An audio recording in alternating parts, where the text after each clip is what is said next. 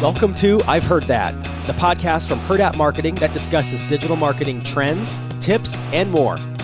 Hi, welcome to the podcast. This is Meghan. I'm agency director of Hurrdat. So I just want to welcome Aaron and Max to today's show. Tell me a little bit about yourself. What do you do at Hurrdat? Yeah, I'm Aaron Mackel. I'm the director of agency strategy at Hurrdat. So I'm kind of involved in projects all over the place, from hearing what clients are trying to achieve all the way through the execution of those projects and making sure we achieve those strategies we set out.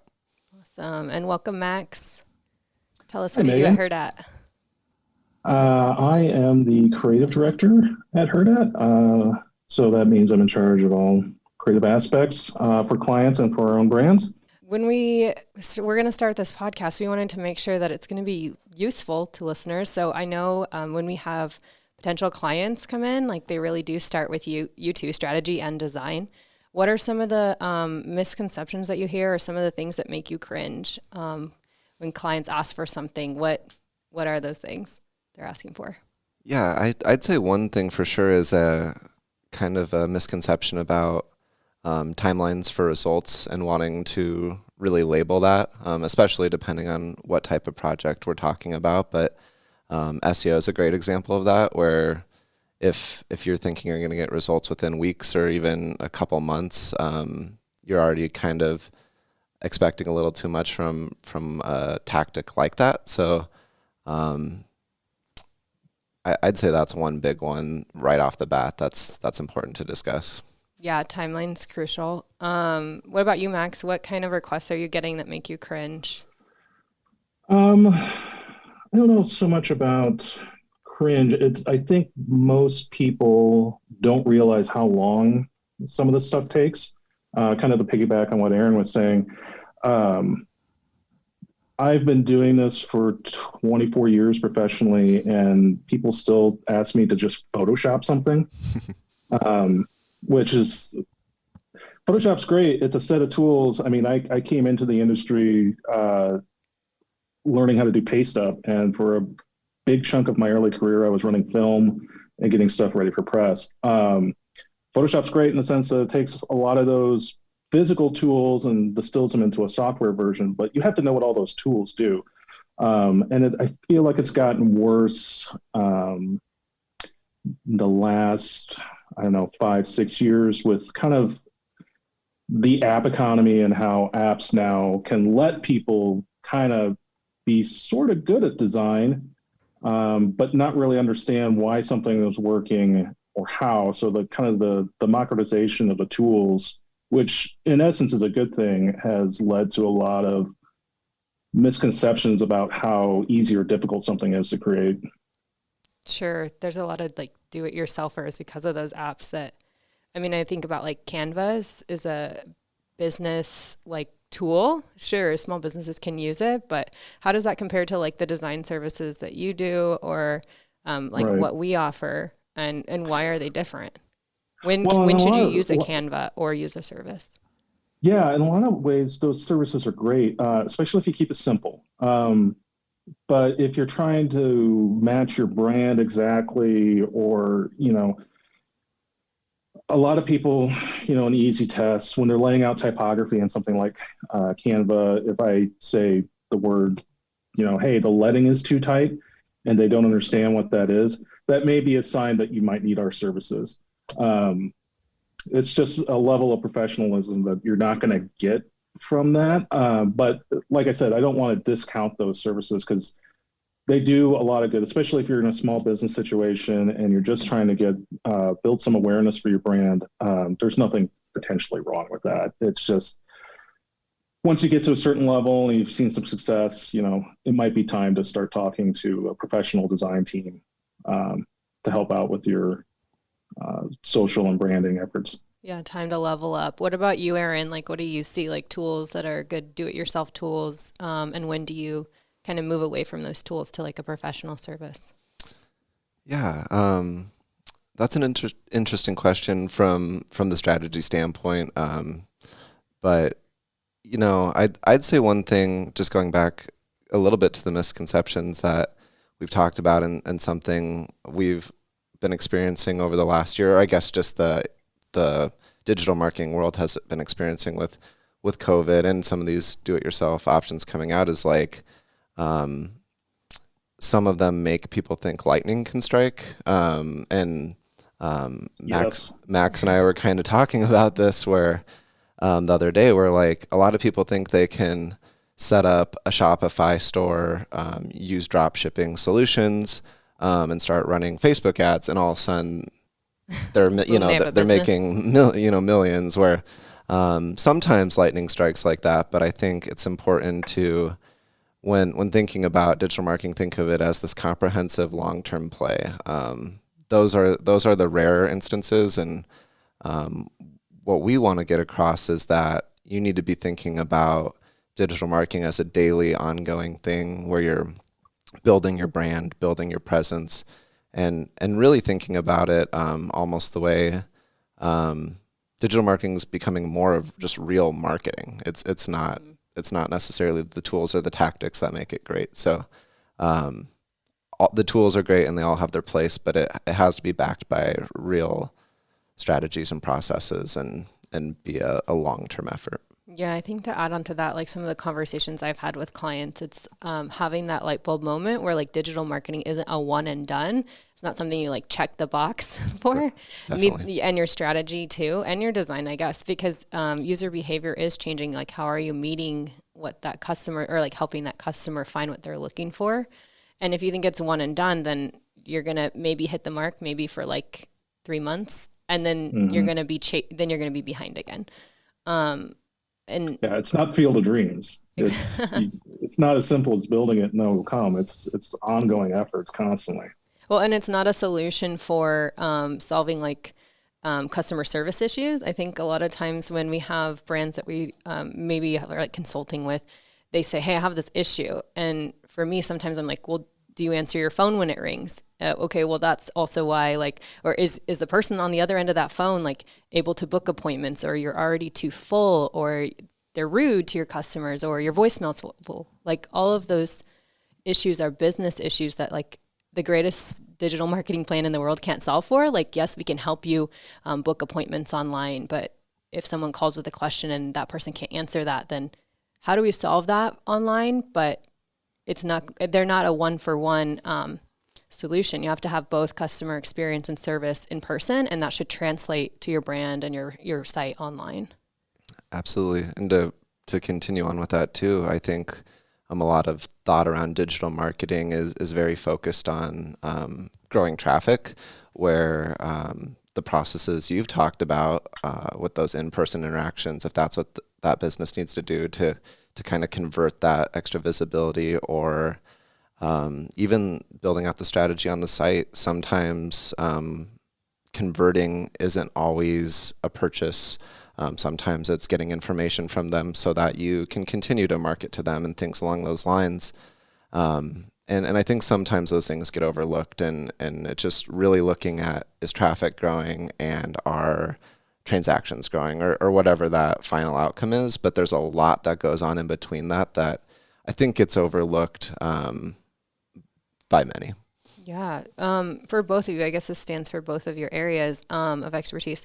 When a client comes to us and says, hey, like, how can you help me? What are the areas you look at, or where should our business owners be looking to find those areas of opportunity? If you can kind of like break that down into like a where are you auditing, I guess?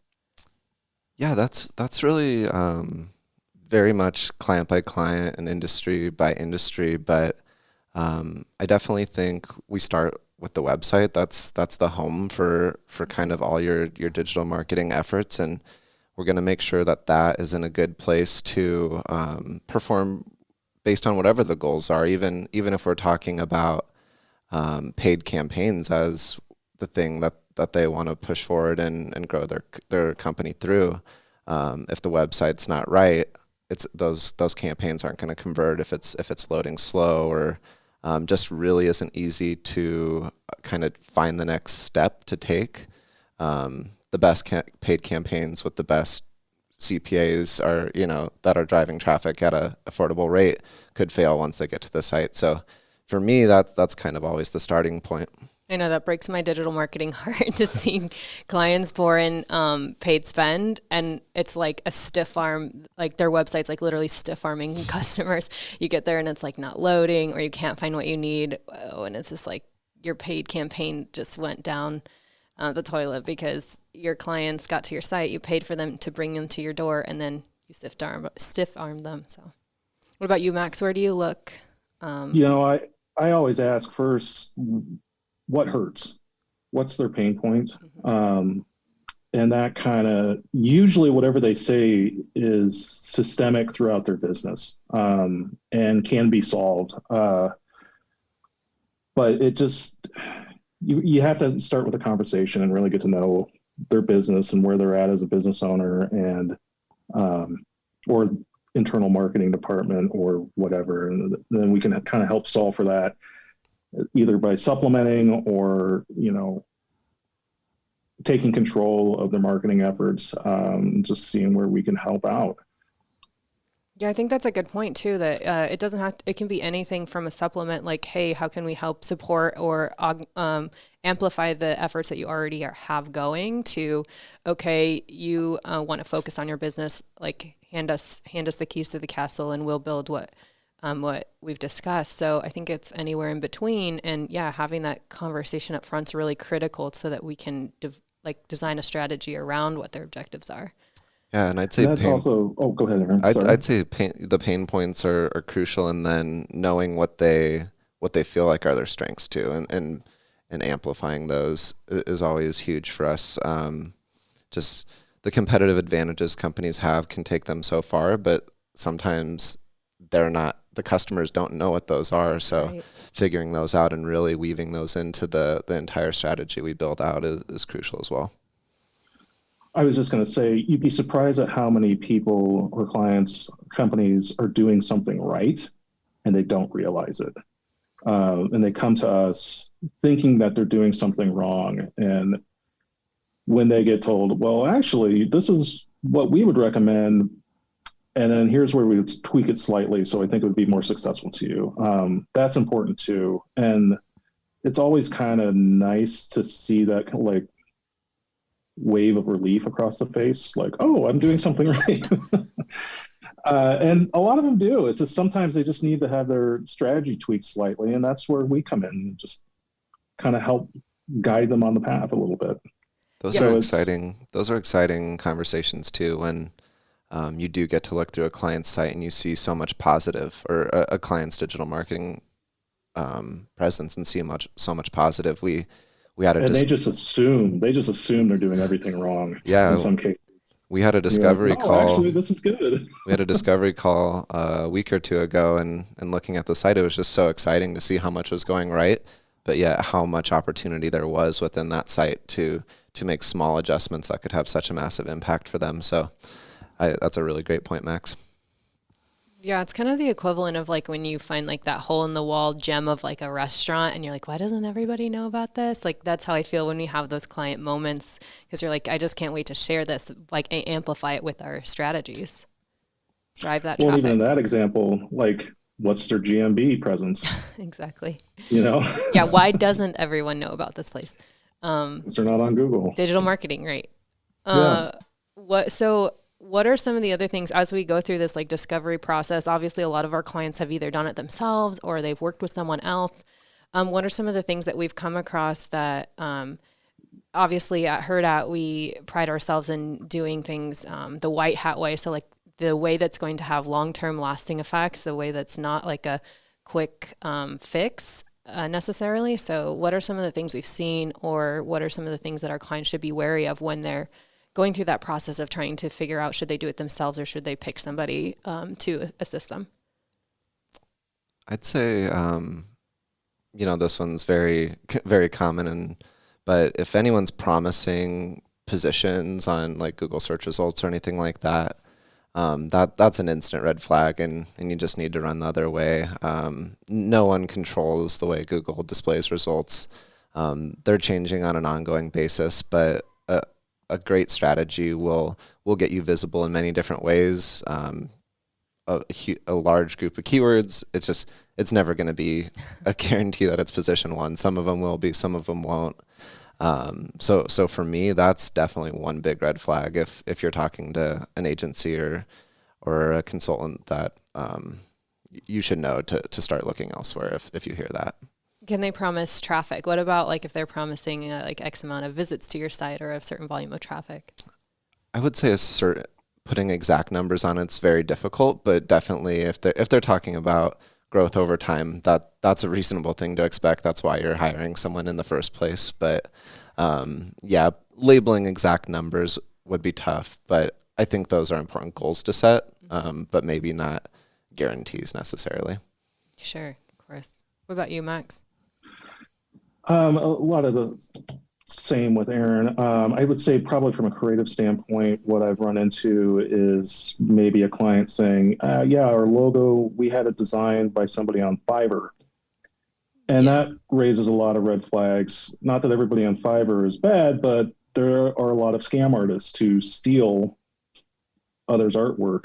So, I would really, I wouldn't use Fiverr for that in the first place, but if you had, I would definitely ask to see that person's work and their process and how that was developed over time. That's always a little scary because then that ties into their brand, that ties into their trademark, ties into copyright. It's a potentially very expensive fix to get that so it's unique and right and legal. And there's not much recourse for you if you are not on the right side of the law on that. So those are the ones that kind of worry me a little bit whenever somebody has done anything through crowdfunding or crowdsourcing, either through a contest or from cheap services like Fiverr. Like, you pay what you get or pay for what you get. So, it's, if you're not willing to spend the money, you're going to maybe get garbage. So.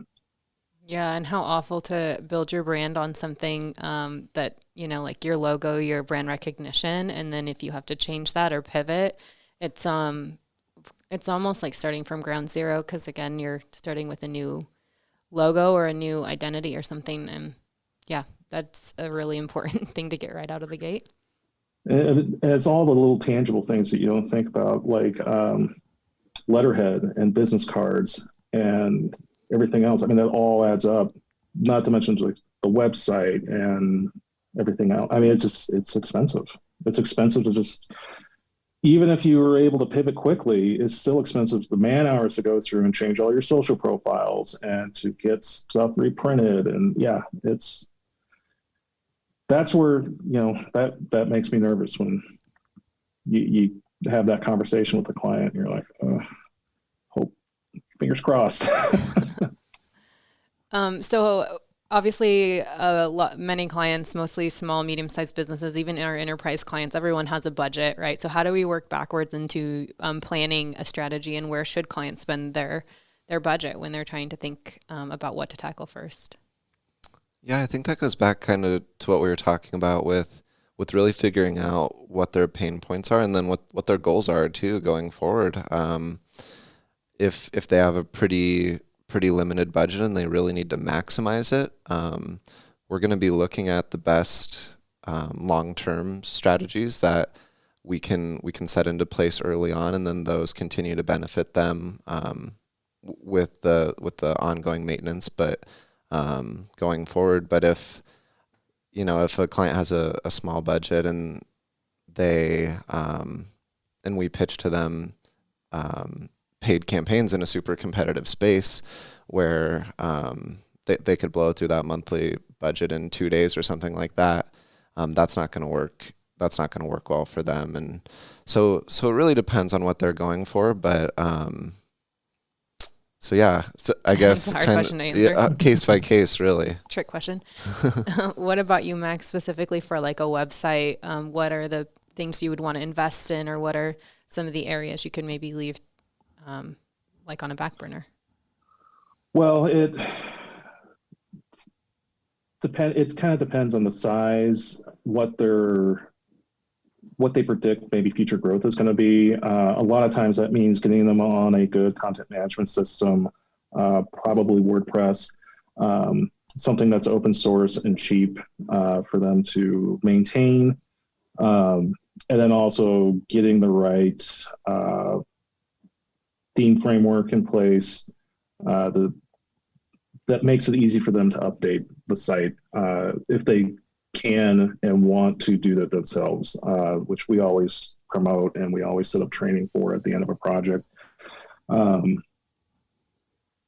Yeah, it just kind of depends. We do everything from one-page websites to several hundred-page websites. And if they are on a budget, it's like Aaron said, let's try to focus in on what's really going to be important and going to help them in the long term. And then once they see some success with that, maybe we can reinvest some dollars back into marketing and upgrade the site a little bit or upgrade their marketing efforts a little bit more. And just, we'll work with them.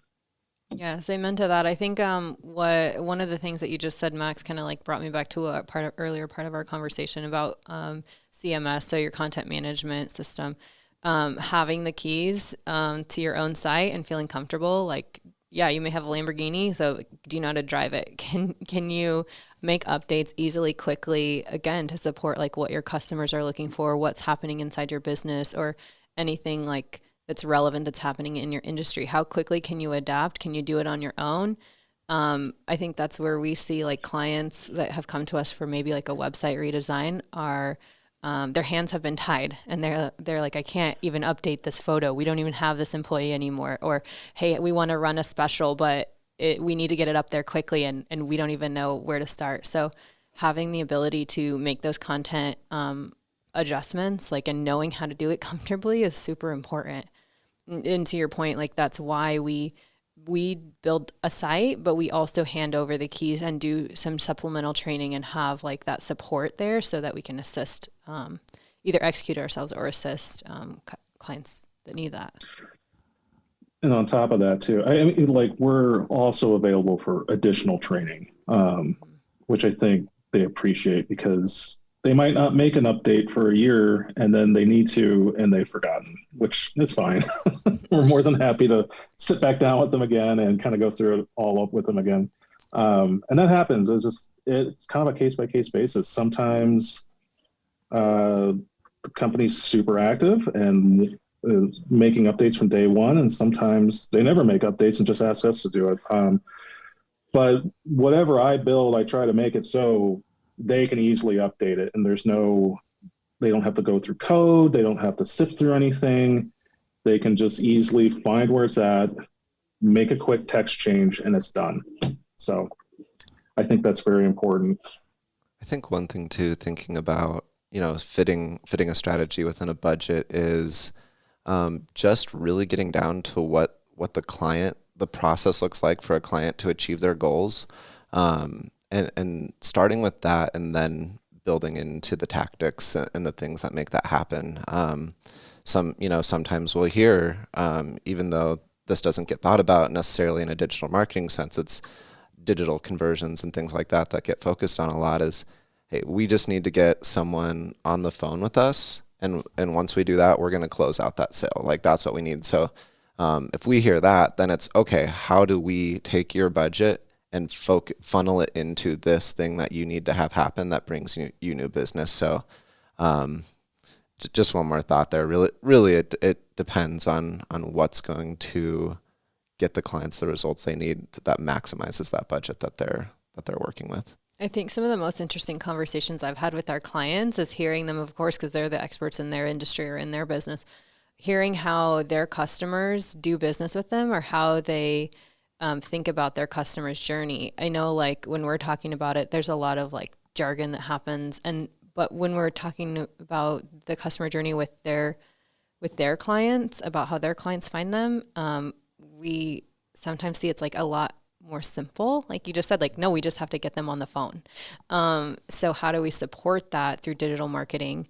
I'm thinking some of our most like B2B complex type clients actually could be, those strategies are actually some of the most simple, because it's like, hey, we just need to connect the dots between customer and business. They just need someone to schedule a demo or watch, a tutorial or pick up the phone and call. And it's like, how do we drive that action? That's what your site needs to do.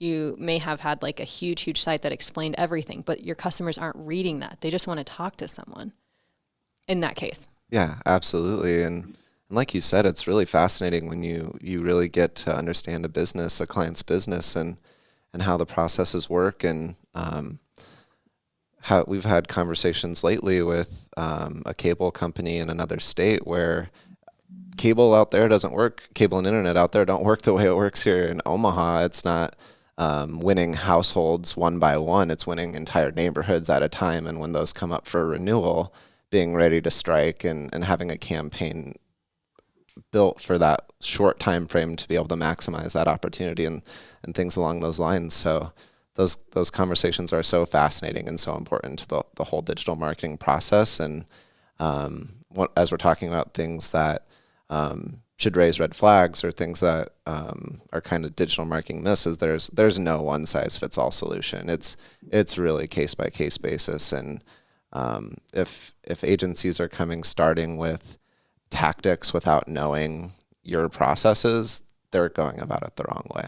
I think on that note too, like when we're talking about not one size fits all, it all goes back for me like to have that discovery call, like knowing what their objectives are, knowing how their customers do business with them, and then how do we replicate like what their identity is in the real world online.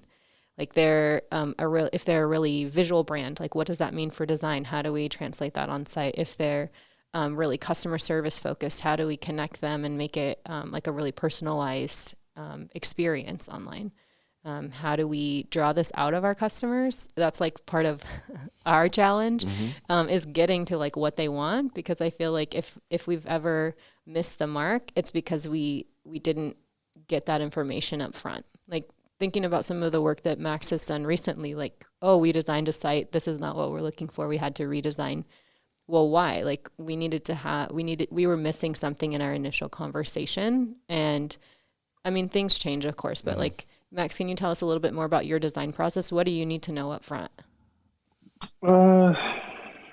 Well, everybody has subjective taste as far as their aesthetic and kind of what they're looking for. So that's probably the hardest part. And that I think is really, in that particular instance, what changed a lot was client saw something else new and shiny. And so they wanted to look more like that. That happens. But everything's subjective. And so as far as like the design aesthetics and what creative looks like. And so you just really, again, it goes back to conversations and talking through it with them and finding out what they like, what they don't like, turn ons, turn offs, what needs to be on the page in order for it to function correctly for users, what doesn't need to be on the page. And so in everything that I do is I try to get it as simple as possible and try to strip it down to the quickest story for a potential customer to learn and interact with. And then trying to make that aesthetically pleasing for the client and also to make sure that it works. In the sense, this is where Aaron and I work a lot on is looking at heat maps and making sure that functionally it's all going to work right for their users' expected behavior. Yeah, it's a dance, like anything. Max, one thing I'd be curious to hear you talk more about is kind of design elements that are really commonplace. And like to me, like the big homepage video, right, is one of them where people love it and it looks great, but it creates issues on the site. Obviously, site speed is so important. So maybe we could talk about that one. But are there any others too that stand out where things people might not think will be an issue are actually really hurting them? Yeah, how do you balance all this? Yeah, it depends. So let's go to like the big hero background video, very popular. I don't know, I'd say 7 years ago. it's kind of fallen out of favor in the last year or so as everybody's kind of figured out, hey, I'm taking a huge performance hit on Google, or Google's telling me I'm taking a huge performance hit, especially on mobile. So we've been recommending people to move away from that, and you can still have video on your homepage, but like make it do something, make it work for you. Maybe it's the beginning of a docu-series that we produce, or something that helps explain your business a little bit more versus, a background video, which is neat. That's something I've been really fighting against, well, pretty much my whole career, but why is this here? And it's always a question you need to ask, like, why is this video here? What is it doing for you? Is it worth the sacrifice you're going to get on page speed? If it is, then fine. If it isn't, though, or if you can't give me a good answer, it probably shouldn't be there. Some other things we look at are if the user base for the website is older, don't do a lot of animation. Make sure the type is large enough to read. Maybe get some accessibility plugins put in play where they can adjust the type size easily without having to go through the browser controls. That's oftentimes a sticking point where you might have a marketing department that wants really flashy, cool animation, but their user base is not going to support that, and they're going to lose customers. And trying to balance those expectations out, can be difficult. But that's also a reason why you could do A/B testing and just see how it plays out. Yeah, that's so important. Again, to like test, pivot, like lock in what works, and then don't assume that that's going to work forever. Like that's why you continue testing. I think you brought up even on our end, we shouldn't assume that the new latest technology is going to alienate the older user base potentially. They could be fine with it. It's hard to say. I mean, we're constantly learning. So that's why testing is important. Yeah, I think that's one of the benefits. No, that's one of the benefits too that I feel like in working with a variety of clients, we're able to kind of have this collective knowledge of what's working in different industries, what's worked in the past. One of the things you mentioned that I think is probably can go on the top misconceptions list is when we're designing sites, we're looking at them on like really large screens, huge desktops. But is that how your customers are using it? If your customers using mobile to transact with you or to at least like fill out a lead form, and you want to collect like a 10-page questionnaire, that may work on desktop. That's not necessarily like great for user experience on mobile. So like considering like how they're using your site, and when we're going through the design process, making sure that you're looking at it in that context, not just reviewing the site like on your desktop. I think that's where like a lot of times, at least from what I've seen, is we get requests like, hey, I want it to look like this, and we're designing for desktop when the user's primarily mobile. And using that data that you've already collected, I'm talking to Aaron, using that data that you've collected to kind of make those strategic recommendations. Like how are people using your site? Can you tell us a little bit about what you may use for tools, or like how we kind of make that assessment? Yeah, I think, the more information we're getting from clients up front, the better. Max referenced using heat maps to really understand the way people are using the site, and seeing that behavior on mobile is definitely a big part of that, and understanding how to maximize the real estate where people are spending the most time and where their eyes are going is huge. And getting into their analytics and seeing what percentage of their traffic is desktop and mobile. And the world's definitely moving mobile, and Google's made that clear too, that they look at your mobile site first, and kind of base the way they rank you off of that, and not desktop. So, but yeah, it's critical, and you're right. A lot of people, when they evaluate their website, it's on a desktop, and that's probably not the way. Outside of certain industries where people are, a lot of B2B, but industries might be a little bit different because people are researching these topics while they're at work at their computer or something along those lines. But it has to be a strong consideration. And and building from mobile and then making it work great on desktop is definitely kind of where the world is going. Yeah, the who, what, where, when, like who's using this? When are they using this at home, at work, like on the go? Are they doing it are they using their mobile in front of the TV? Like there's so many pieces that can like fit together. But again, why I love digital marketing, we can totally geek out. We can look at those heat maps, look at the analytics. Again, even A/B testing after we've launched a new site, like what's working, what's not. Where do people go once they've hit your homepage, and how do we connect them with the information they're looking for? So at the end, they are choosing you to do business with because they've had that experience. They found what they need. They know how to contact you. They're finally ready, and we make it easy at that moment of truth to like connect them with your business. So yeah, and it's just the process to identify those things is so important. And you might think you've placed something on your site in a super visible area, and it's the most important thing to you, and it's the action you want people to take, and then you put a heat map on there and you find out 15% of people that visit that page make it to that section.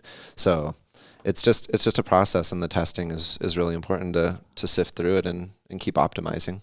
my favorite, and Max, correct me if I'm wrong, interstitials, right? Pop-ups. That like cracks me up because it's perfect for some use cases and it's horrible. Like if you say to pop-ups to me, I'm like, oh, yuck. And then I'm like, wait, no, actually they do have their place in the world. Or like forms, or there's chat bots. Like there's so many of these pieces that I feel like some of our clients are like, I must have a chat bot. I must have a FAQs. And it's like, maybe like, does that meet your, help your customers like find the information they need at the right time, like the right way? Or is it a complete annoyance? Like sometimes I get on a site and I'm like, chatbot, go away. Like, I just want to read. And other times you're like, I need someone to help me. Yeah.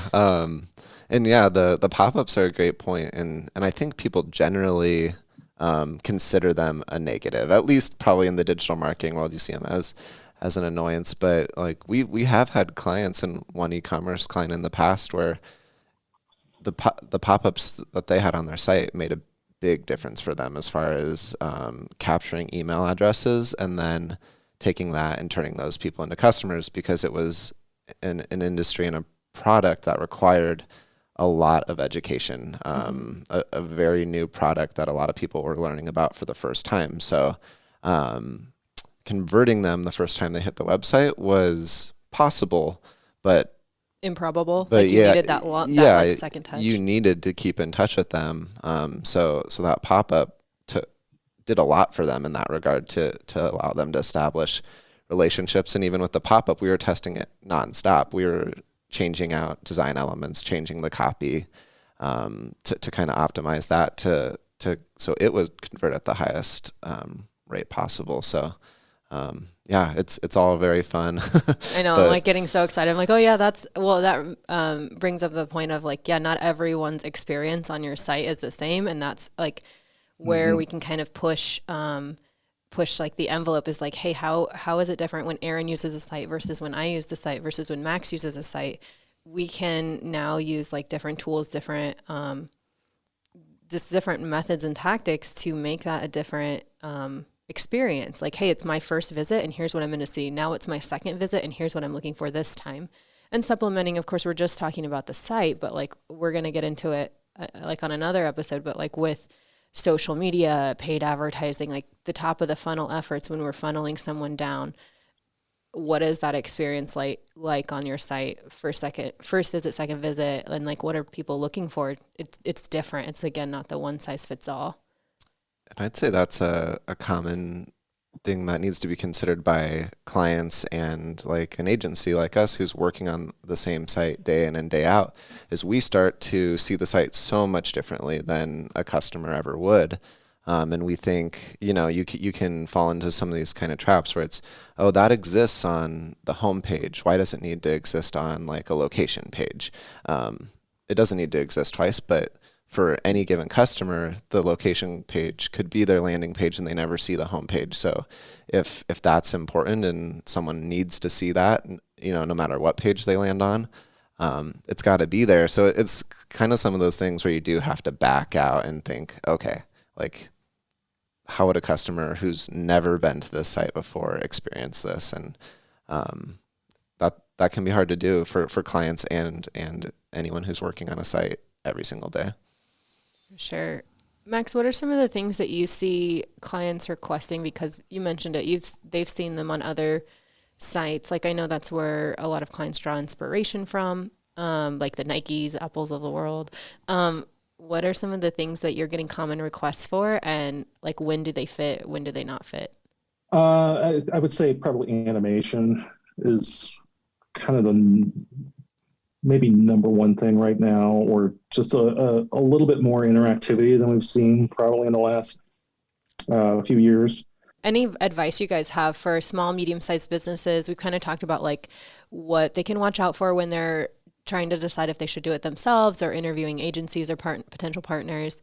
As they go through like the discovery process, kind of what that should feel like. A lot of questions getting through what the customer journey is like, what their objectives and end goals are for the site or for their marketing plan.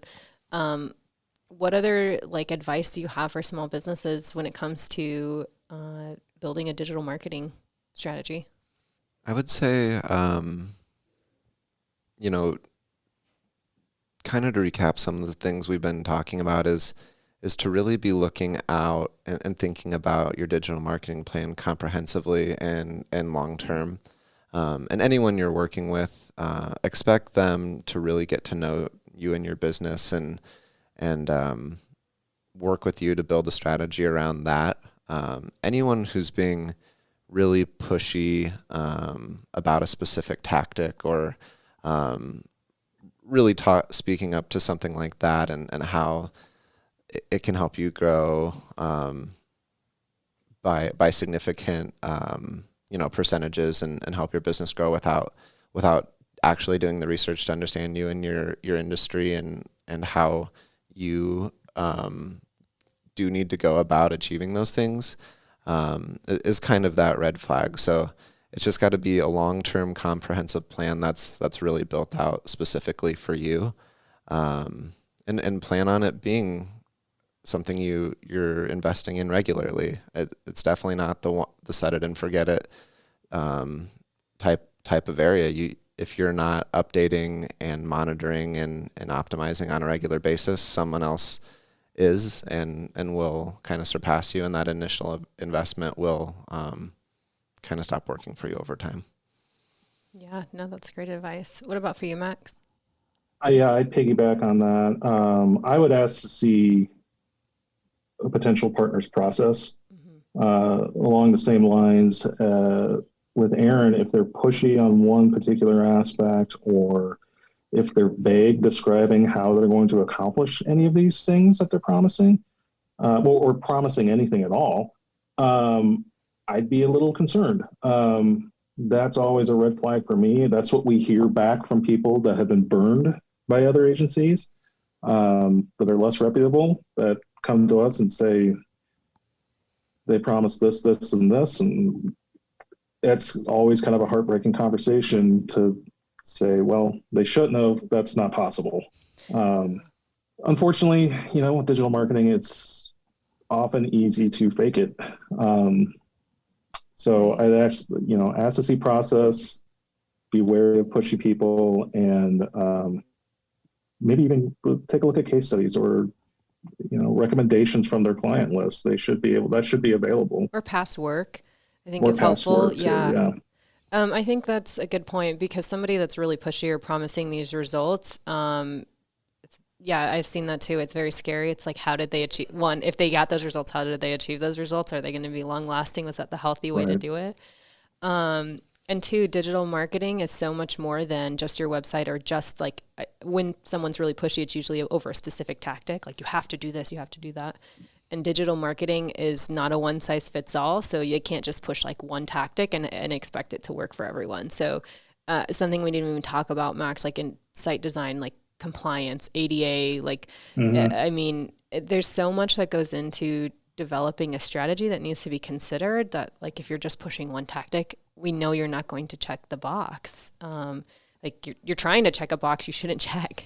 So, well, all good advice. I really appreciate you guys joining me today. Thanks for listening today. Make sure you subscribe to our podcast, wherever you get your podcasts. And we're super excited to share more insights from the rest of our team. I've Heard That is a part of the Hurrdat Media Network.